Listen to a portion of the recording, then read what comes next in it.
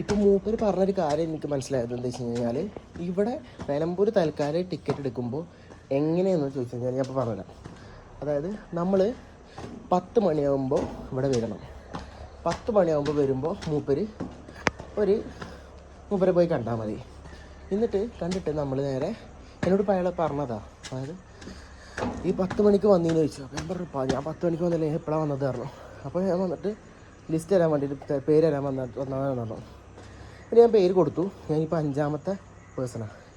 ഇനി അയാൾ സ്വാഭാവികമായിട്ടും എനിക്ക് അവിടെ സുഖമായിട്ട് അവിടെ പോയിട്ടിരിക്കാം. ഏതായാലും ഇതെന്തുകൊണ്ടാണ് അങ്ങനെ എനിക്കറിയില്ല, പക്ഷേ ഒന്നും പറയാൻ പറ്റത്തില്ലെന്നേ. അതങ്ങനെയാണ്. റൈറ്റ്സ് ഇല്ല നമുക്ക് പറയാനും വോയിസ് ഒന്നിനും. വെറുതെ നമ്മളിങ്ങനെ ജസ്റ്റ് ഒരു വീഡിയോ ഇട്ടിട്ട് വല്ല കാര്യമുണ്ടോ? അതുമില്ല. അപ്പോൾ അത്രേ ഉള്ളൂ.